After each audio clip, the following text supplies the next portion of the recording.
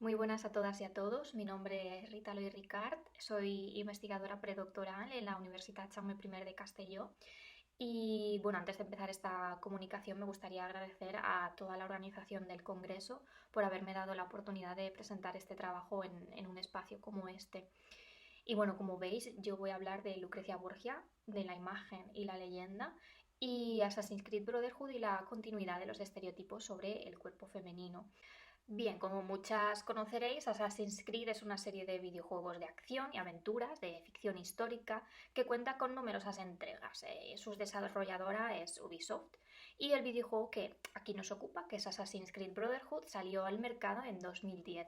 Es la tercera entrega de la saga y forma parte de la trilogía que tiene al personaje de Ezio Auditore como protagonista. Y va a protagonizar Assassin's Creed 2, Assassin's Creed Brotherhood y Assassin's Creed Revelations. Brotherhood se ambienta en la Italia del Renacimiento y más concretamente a finales del siglo XV y principios del XVI. No me voy a detener mucho en el argumento, pero el hilo conductor de la saga es el enfrentamiento entre la Orden de los Templarios y la Hermandad de los Asesinos a lo largo de la historia por obtener unos poderosos artefactos llamados fragmentos del Edén, a través de los cuales se obtiene un gran poder. En el caso de Assassin's Creed Brotherhood, la localización principal es Roma durante el Renacimiento, como bien decía, y nos presenta la dominación de la familia Borgia como principal antagonista, es decir, Alejandro VI, César Borgia y Lucrecia Borgia, quienes pues, se presentarán como parte de la Orden Templaria. Principalmente se centran en los hermanos César y Lucrecia, y Alejandro VI cuenta con menos apariciones porque fue uno de los personajes principales del videojuego anterior, Assassin's Creed 2, donde se le presenta antes de llegar a ser papa, entonces conocido como Rodrigo Borgia. Por tanto, como decía, estamos ante un videojuego de ficción histórica que evidentemente va a tomar referencia de la cultura visual del pasado y recogerá los convencionalismos de la imagen y la tradición cultural que se han ido conformando de esta época en la que se ambienta hasta la contemporaneidad. Por tanto, vamos a ver cómo afecta esto a la imagen de Lucrecia. Bueno, el videojuego entra dentro de las formas contemporáneas de abordar la historia de la familia Borgia y lo hace siguiendo de forma hiperbólica la conocida leyenda negra borgiana, que en numerosas ocasiones se ha focalizado en la figura de Lucrecia, y bueno, el videojuego no es una excepción. Aunque me detendré en esta leyenda más adelante, cabe decir que empezó a gestarse de forma coetánea la familia y engloba toda una serie de estereotipos y mitos sobre la ambición de poder que terminan asesinatos, sobre lujuria, incestos, asaltos a ciudades, etcétera, etcétera. Como podemos imaginar, cuando se trata de Lucrecia, esta leyenda se centra en su sexualidad. Y Assassin's Creed se ha recreado en ello haciendo, pues bueno, como vemos, el diseño del personaje hipersexualizado, con un vestido rojo, ceñido, que pues remarca ese carácter lujurioso y que, bueno, deja sus pechos prácticamente al descubierto. Del mismo modo, el mito generado alrededor de Lucrecia y que recoge el videojuego retratará la instrumentalización de su figura, pues será un personaje pasivo y utilizado por su padre y por su hermano con intereses políticos. Bueno, como había dicho, Lucrecia se va a presentar como un personaje pasivo e instrumentalizado a merced de las decisiones y acciones de su padre, Alejandro VI, y de su hermano, César Borgia. Veremos cómo tiene una relación amorosa con su hermano, incesto que fue alimentado por la leyenda negra, y se mostrarán incluso escenas explícitas de abusos por parte de César. La realidad es que sí fue un personaje que sirvió como herramienta para las estrategias políticas de poder de su familia a través de matrimonios y otras negociaciones. Lucrecia nace en 1480 y su padre formaliza su primer matrimonio en 1493, cuando tenía 13 años. La casará con Giovanni Sforza con la intención de cimentar su alianza con el duque de Milán, Ludovico Sforza. Pero poco después el matrimonio se anula porque Giovanni Sforza alega que no había habido consumación y acusa a Lucrecia de incesto. Giovanni incluso escribirá una carta en la que dice: el Papa me quita a Lucrecia porque la quiere para él. O sea, ya empiezan todo ese tipo de insidias y rumores sobre los que poco a poco se va a cimentar la leyenda. El caso es que el Papa estaba buscando otras alianzas más poderosas e intentó persuadir a la familia Sforza para anular el matrimonio, a lo que Giovanni se niega y profesa tales acusaciones. Lo que Alejandro VI intentaba era pues acercarse a la dinastía aragonesa que reinaba entonces en Nápoles, obligando a romper el matrimonio de Lucrecia en 1498 y en ese mismo año firma su segundo matrimonio con Alfonso de Aragón. De este matrimonio, pocos meses después nacerá su hijo.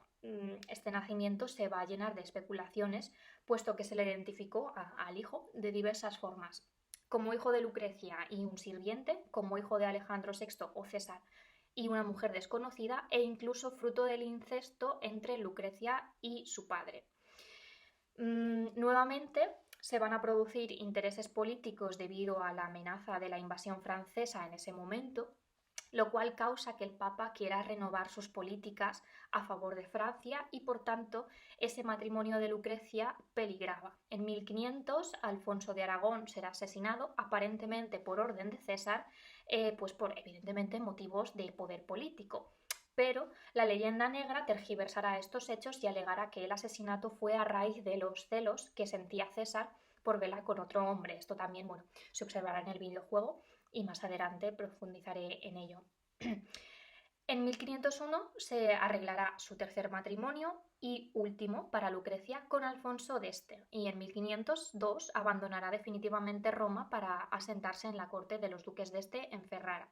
Aquí se convertirá en duquesa de Ferrara, donde se revaloriza la imagen de Lucrecia, pues se alejará de las malas lenguas que la acusaban de lujuria e incestos y en su papel de duquesa realizará grandes y nobles labores. Bien, sus imágenes coetáneas se van a producir por artistas renacentistas a finales del siglo XV y principios del XVI. Lo cierto es que han llegado algunos retratos renacentistas como supuestas representaciones de Lucrecia Borgia, pero hay muy pocas investigaciones que contrasten fehacientemente que se trata de Lucrecia.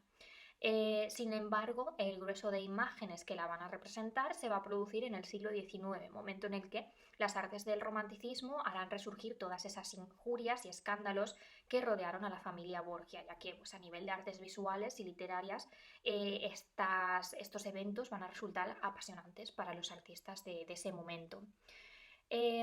Bueno, una de las primeras imágenes que se considera que representa a Lucrecia es este fresco coetáneo, porque bueno, fue realizado por Pinturicchio hacia 1492 y representa el episodio más destacado de la vida de Santa Catalina de Alejandría, que es en el que se disputa ante 50 filósofos y el emperador Maximino Daria.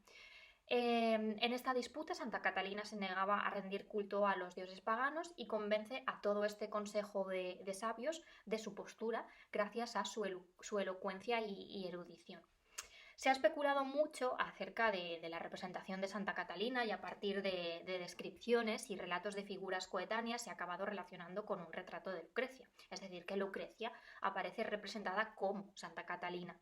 Por ejemplo, es el único personaje de la imagen que lleva ropajes al gusto del Renacimiento italiano, contrastando con los ropajes del resto de figuras más propios del Oriente Próximo y de siglos anteriores. Se la describió también como una mujer joven, elegante, que vestía a la moda renacentista con vestidos propios de la más alta nobleza.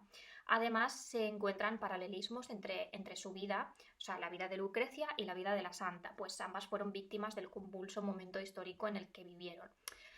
También es una realidad que personajes míticos, como en este caso santos, conforman un abanico iconográfico muy rico que pues, asumían individuos poderosos para insuflarse de esos valores que representaban y al mismo tiempo legitimarse en el poder. Bueno, pues no volveremos a encontrar retratos de Lucrecia Borgia hasta pasado el año 1500, es decir, cuando ya se asentó en Ferrara. De este periodo de su vida encontramos unas medallas que se han considerado de los pocos retratos auténticos según las investigaciones. La primera medalla es la que vemos en el anverso, el retrato de Lucrecia, con el cabello suelto y sin adornos, muy parecido a esa representación del fresco de Pinturicchio. En el anverso aparece representado un amorcillo atado a un laurel, además de un violín, una partitura y un arco con una cuerda rota. Y en la inscripción en latín vendría a traducirse como en la virtud y en la belleza, la modestia más preciosa. En esta iconografía se ha visto como una simbolización de que las aventuras amorosas del pasado, de esa época en Roma, han pasado y ahora existe un vínculo formal de la casa de este simbolizado por esa atadura al laurel. Y bueno, la segunda medalla se conoce como la medalla de la redecilla por esos adornos del peinado. Lleva el cabello aplastado con ondas que cubren parcialmente la frente y moños que ocultan las orejas. Además lleva lo que se conoce como lenza, que es esa tira que rodea la cabeza y que se adorna con joyas, y la cual observamos mejor en el grabado inferior. Este tipo de estética es muy parecido a la representación de Lucrecia en una de las misiones secundarias de Assassin's Creed, en la que posteriormente me detendré. Bueno, y como había comentado, nos van a llegar retratos del Renacimiento como supuestas representaciones de Lucrecia. Y en primer lugar tenemos este supuesto retrato realizado por Bartolomeo Méneto, en el que se la representaría como duquesa de Ferrara. Su aspecto pues, parece coincidir con las descripciones contemporáneas y otros retratos de Lucrecia, con esa vestimenta recargada y rica, el pelo largo y suaves rizos, que se adorna con una corona de hojas de hiedra elaborada en oro y piedras preciosas. Pues representarías a Lucrecia más refinada en su papel de duquesa, y según las fuentes este retrato tendría una gran importancia y valor para la familia este, y del cual se hicieron varias copias. También tenemos este retrato de Doso Dossi, que las investigaciones han apuntado que representa a Lucrecia y que se corresponde más con su vida de duquesa de Ferrara, por todos esos elementos iconográficos que vemos. El arbusto de fondo, la hoja de papel con una inscripción latina y esa especie de vara de mando con una empuñadura que termina en forma de rosa y que lleva entre las manos. Además, pues esa vestimenta en negro con camisa y gorguera blanca, de una tradición más propiamente católica, apuntan a que se corresponde con un retrato de Lucrecia en su vida como duquesa de Ferrar, como dama del Estado, en que en este momento pues, realizó labores notables para el ducado y el territorio de Ferrara. Bueno, también tenemos esta pintura de Flora, también realizada por Bartolomeo Veneto, que durante bastante tiempo se creyó que era un retrato idealizado de Lucrecia como la diosa romana Flora. Pero bueno, los estudios posteriores afirman que la pintura no revela ninguna identidad concreta, simplemente sería un retrato cortesano idealizado teniendo en cuenta las producciones venecianas de este tiempo y esa actitud desinhibida de la representada, con el pecho fuera, mirando directamente al espectador. Bueno, la llamada leyenda borgiana empieza a gestarse de forma coetánea a la familia prácticamente desde el momento del cónclave de 1492, en el que Rodrigo Borgia es elegido papa, y esta leyenda se consolidará tras su muerte en 1503. Por estas fechas, Johann Burckhardt, que era el maestro de ceremonias de Alejandro VI, era bastante hostil a la familia y transcribe en su diario una serie de acusaciones escandalosas, además de recoger noticias deformadas, orgías, asesinatos con veneno, magia negra. O sea, se decía que Alejandro VI había hecho un pacto con el diablo, había vendido su alma al diablo para poder llegar a ser papa, y se le representó incluso como un anticristo, como esa ilustración que tenemos en la diapositiva. Y bueno, pues todos esos aspectos han contribuido a la pervivencia de esa imagen negativa y turbia sobre la familia. El caso es que muchos varones romanos se vieron amenazados por el creciente poder de la familia, sumado a que no era italiana, estaban en el poder en calidad de extranjeros, y utilizaron el arma de la propaganda para debilitar la posición y capacidad de acción de la familia. Además, como habíamos visto, los matrimonios fallidos de Lucrecia también dieron pie a todo tipo de injurias y de ideas sobre incestos. Por ejemplo, también Francisco Guicciardini, historiador y político italiano coetáneo, escribió Storia Fiorentina y Historia de Italia, donde dejaban muy mal lugar a los Borgia. El caso es que estos mitos sobre la familia, la leyenda negra, fue formándose en Italia en los círculos diplomáticos y se consolidó como un tema propagandístico, y bueno, los estereotipos que se empiezan a sentar con Burckhardt y Guicciardini resurgirán con fuerza en el romanticismo del siglo XIX, poniendo énfasis en el carácter sanguinario y la vida sexual de los Borgia. Se centrarán especialmente en la figura de Lucrecia, que cobrará un rol protagonista y con fuertes connotaciones de femme fatale, cuya imagen será la que perviva en el imaginario colectivo contemporáneo. Esto se debe en gran parte por el drama de Víctor Hugo, que tiene por protagonista a Lucrecia y en el que habrá una dualidad recurrente entre belleza y perversidad. Comparaciones de hecho comunes en la literatura del siglo XIX, era un recurso narrativo común. Donizetti también realizará una ópera inspirada en el drama de Víctor Hugo, Alejandro Dumas también escribirá sobre la familia, etc. Y todos estos autores tergiversarán hechos y personajes históricos al servicio de la trama o incluso se los inventarán. Este tipo de obras literarias tendrán gran popularidad y convertirán a una figura histórica como Lucrecia en un personaje de ficción encasillado como mujer fatal. Las artes visuales tampoco se alejarán de ello y representarán sobre todo a Lucrecia a través de ese convencionalismo de representación de la femme fatale que se consolidará sobre todo a finales del siglo XIX con los herederos del romanticismo como son los pintores prerrafaelitas y simbolistas.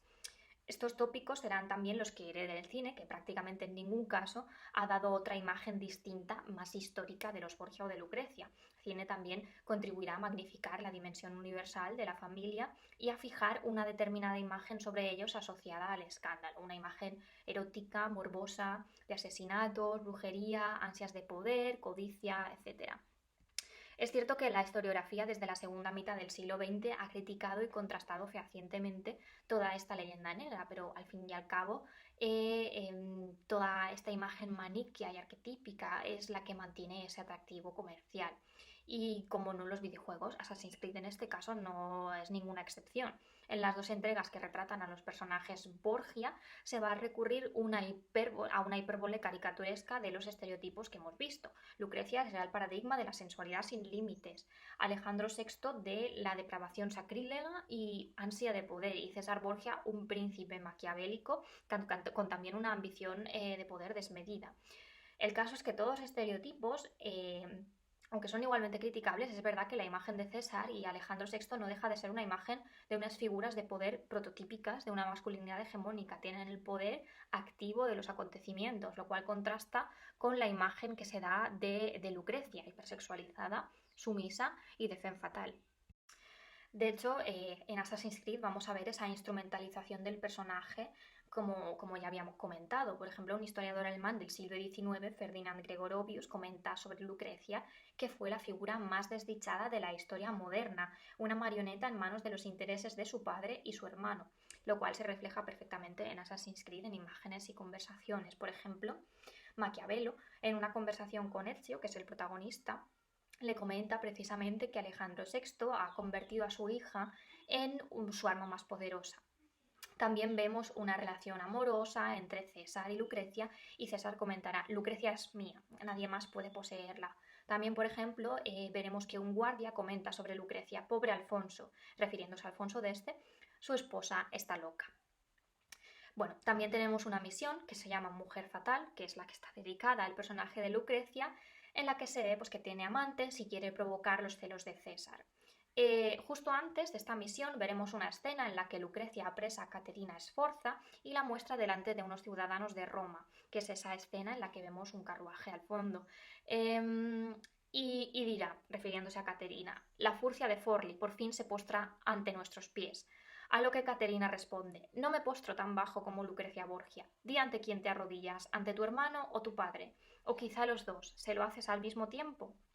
Bueno, incluso cuando muestran la etapa de Lucrecia en Ferrara, que es esa imagen en la que la vemos a caballo, una imagen de hecho muy similar a la medalla de la redecilla que habíamos visto, se supone que es una etapa que revaloriza la imagen de Lucrecia y la convierte en un personaje querido como duquesa por su labor en la corte. Pues en Assassin's Creed se sigue representando como un personaje repudiado por los hechos pasados de su etapa en Roma, y debido a ese sentimiento que tenía Lucrecia de malestar, Ezio la seduce y lo aprovecha para engañarla y robarle unos cuadros. Bueno, como conclusión de esta presentación podemos afirmar que los videojuegos son un medio de comunicación de masas muy influyente actualmente, y esto pues los convierte en un fenómeno y objeto cultural, una mezcla entre arte e industria que generan imágenes que van a prevalecer en el imaginario colectivo. Es muy probable que la mayoría de los usuarios conozcan antes a Lucrecia Borgia por Assassin's Creed que por las fuentes históricas. Eh, los videojuegos constituyen una de las formas principales de la gente de aproximarse al pasado. Esto tiene un impacto sociocultural evidente tratándose de videojuegos históricos, porque la mayoría van a responder más a cálculos comerciales que a una veracidad histórica, y en el caso de Assassin's Creed contribuyen a esa supervivencia de la imagen de la leyenda negra borgiana, dando continuidad a los estereotipos sobre el cuerpo femenino. Y bueno, así me gustaría terminar esta presentación con una frase de Giuseppe Sergi, que la he recuperado de un artículo de Antonio Huertas sobre la Edad Media, pero bueno, perfectamente extrapolable al tema de esta presentación, que dice: nuestra cultura de masas parece que no tiene necesidad de la Edad Media como realmente fue, sino de una Edad Media inventada, la que se ha consolidado a través de los siglos en el imaginario colectivo. Y bueno, eso es todo. Espero que la presentación haya resultado de vuestro interés y cualquier duda o consulta me podéis escribir al correo que aparece en la diapositiva. Muchas gracias a todas y a todos por la atención.